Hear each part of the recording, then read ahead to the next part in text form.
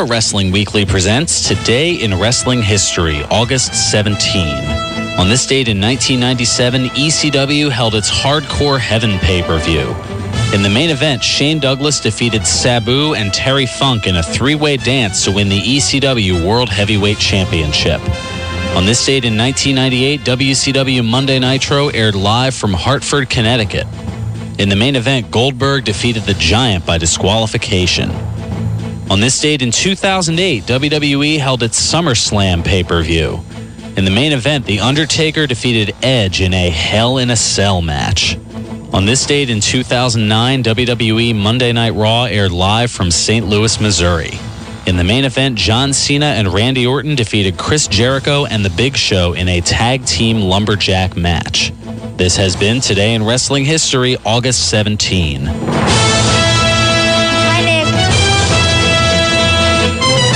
Welcome back to Pro Wrestling Weekly here on 1490 WBCB and online at WBCB1490.com. Fearon Derry here alongside little Alex, Lucas the Intern, Nick Cataldi pushing the buttons, turning the dials, cheering himself as he does.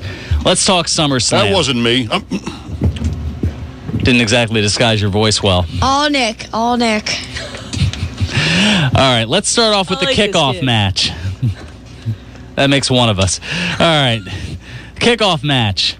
Dean Ambrose defending the U.S. Championship against Rob Van Dam, who won a 20-man battle royal this past Monday night on Raw to earn the title shot. So that's your lead into the show. Rob Van Dam and Dean Ambrose. I think the internet is already buzzing about it.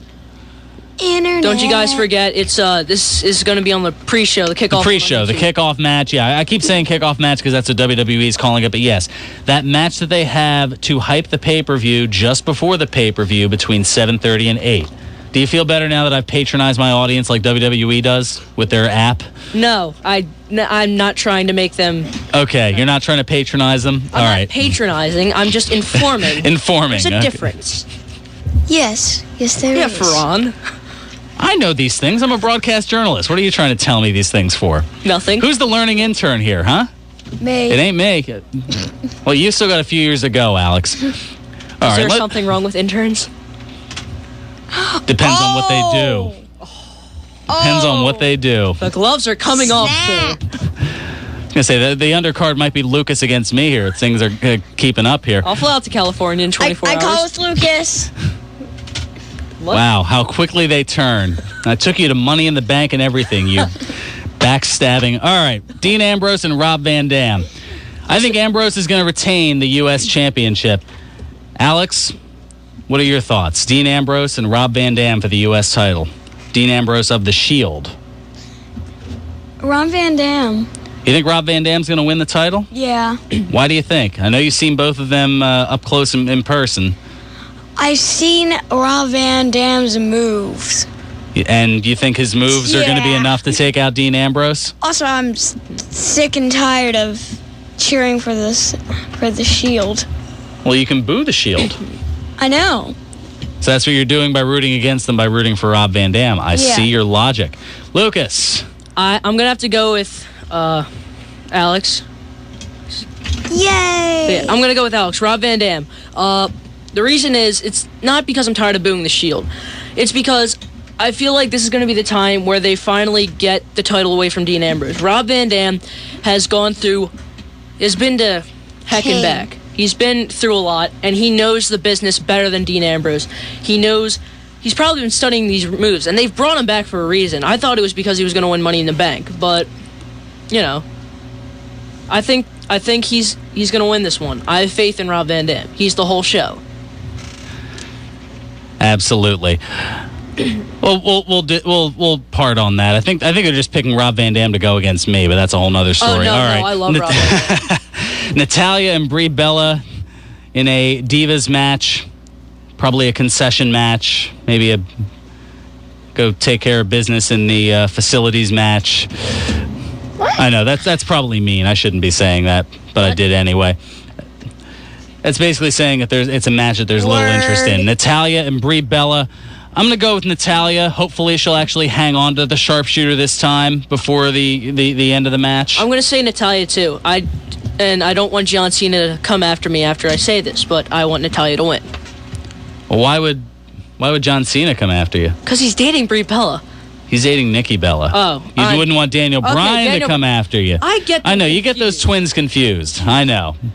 All right, Alex. Daniel Bryan, then, yeah. I think I could take the GOAT, though. I think I could take Natalya against Brie Bella. What do you think? Natalya. You're going Natalya? All right, we all agree on that one. Go figure. All right, battle of former best friends turned bitter enemies.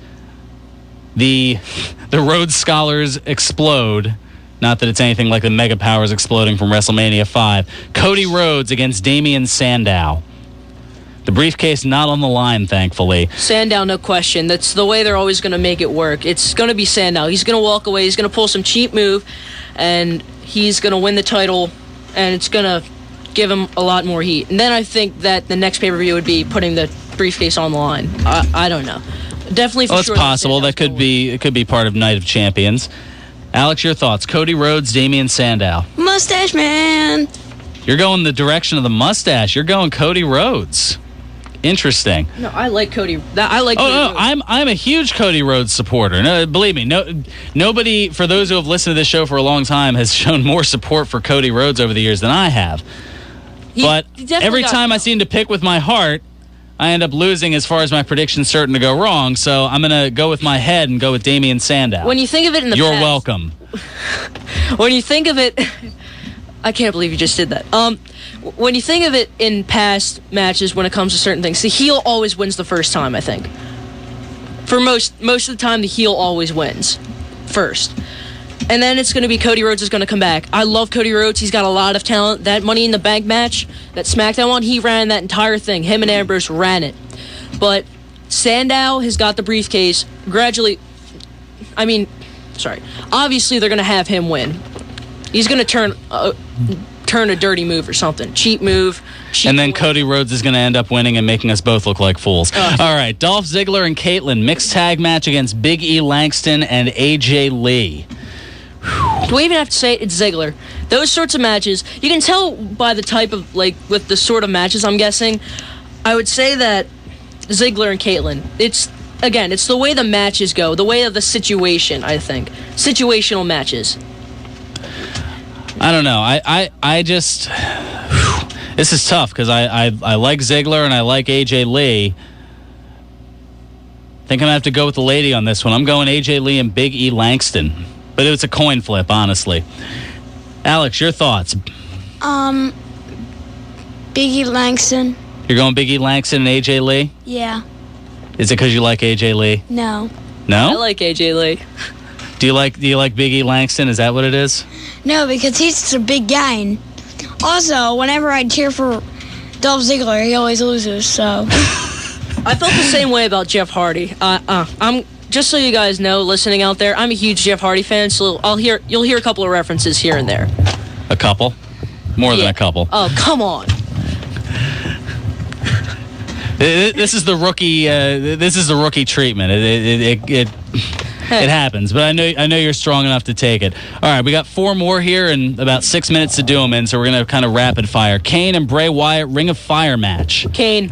I'm the only one going Bray Wyatt on that. Now I really think you're just figuring if all these are right, you can just be like Ralph Wiggum in The Simpsons. I beat the smart kid. I beat the smart kid. That's probably what you're going to be thinking. No, it's because Kane rules with fire. When it comes to fire, it's Kane's playground. No matter how psychotic Bray Wyatt is, Kane's unless he's with the Undertaker. It's like Undertaker with WrestleMania. It's his comfort zone. It's his playground. He rules the school. I'm still saying follow the buzzards. All right, Alberto Del Rio against Christian for the World Heavyweight Championship. Christian. I went Del Rio. Now I know you're... Come on. He's a Dorito. He's a Dorito. Wow. Alberto Dorito. That's insulting and possibly racist. Good job. Good job, Alex. Alberto Dorito. Where's the disclaimer when we need it? All commentators heard here at WBC. You said Dorito? Alberto Dorito. I'll tell you off air. The Dorito Bandito? I don't know. There's a number of ways you could go it. Yeah. Go with it. Well, all right, the two biggies. Let's get away from this as quickly as possible. CM Punk and Brock Lesnar. The best Beast in the world is versus the best. Best in the world. The best is the Beast, but not Brock Lesnar. CM Punk is the best, and he is the Beast. When you think about how many people he's taken down, not how many. It doesn't matter how many. It's who you've taken down. Brock Lesnar is just a mean jock, really, to me. He comes in and he beats people up. That's all he does. CM Punk really thinks about it. He has a plan. I'll talk more about CM Punk next week.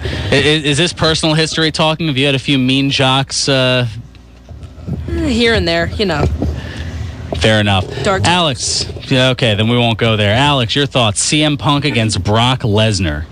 Last time I said Brock Lesnar, but I'm going to stick with the best. You're going with CM Punk, the best in the world? Yeah. All right. Wow, unanimous. 3 of us. Who'd have thought that? And finally, this is probably going to be very polarizing. John Cena and Daniel Bryan, WWE Championship, and Triple H is the guest referee. I can't decide. I've been thinking about this the whole month.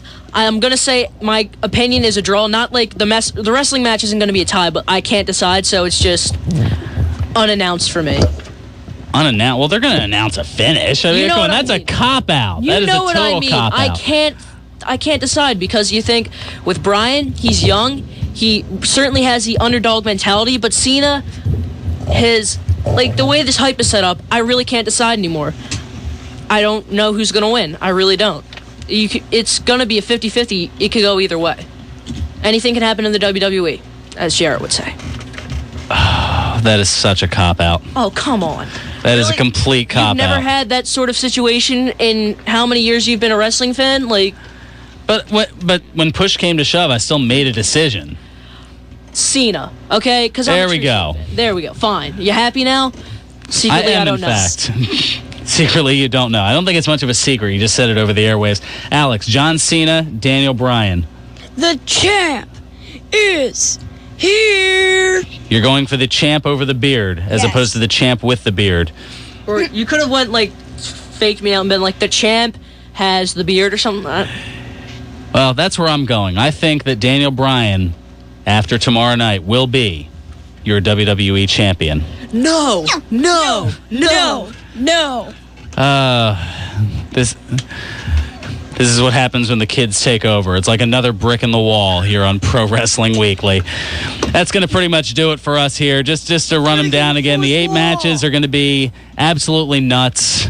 And definitely looking forward to what should be a fun time. Actually, we've got about a minute left.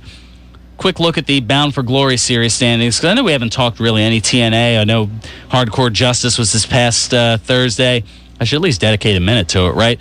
Bobby Roode beating Samoa Joe, Magnus, and Mr. Anderson in the tables match. He earned 20 points.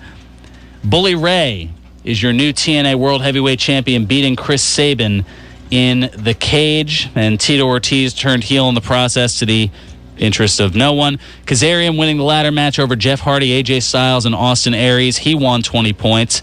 And most recently, as last night at a house show in Roanoke, Virginia, Austin Aries pinning Mr. Anderson, bumping Aries up to second place. Here is your standings. 12th place, -3 points, Joseph Park. 0 points, 11th place, Jay Bradley. 10th place with 7 points, Hernandez. A tie for 8th place, AJ Styles and Kazarian. They have 22 points. Daniels has 23. Anderson with 24, as does Jeff Hardy. Samoa Joe has 26. Bobby Roode has 27. Austin Aries has 28. And Magnus is still in the lead with 39. But 6 points separating 2nd and 9th place. Go figure. So we'll talk about everything next week in the results of SummerSlam, and a couple of quick notes on the Facebook fan page. Doug, the smarmy individual from George's Cards and Collectibles, asking me if I'm babysitting. Yeah, I know, that ain't right. I'm pretty sure I know Doug. I'm not sure which one it is, but I've been there a couple of times. You'll know him when you see him. We'll just leave it at that. And Bob asking, the only reason I see Darren Young having a job is because he looks like a dark-skinned John Cena with hair. Wow. That is messed up. What? I don't know where to go from that. Otherwise, I think we're going to go to the news. That's where we're going to go. Thanks so much for tuning in. For Ron Derry, thanks little Alex for chiming in. As always, Lucas the intern and Nick Cataldi. Yay!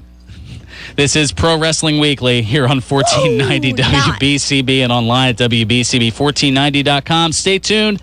Nick Cataldi's next with country music.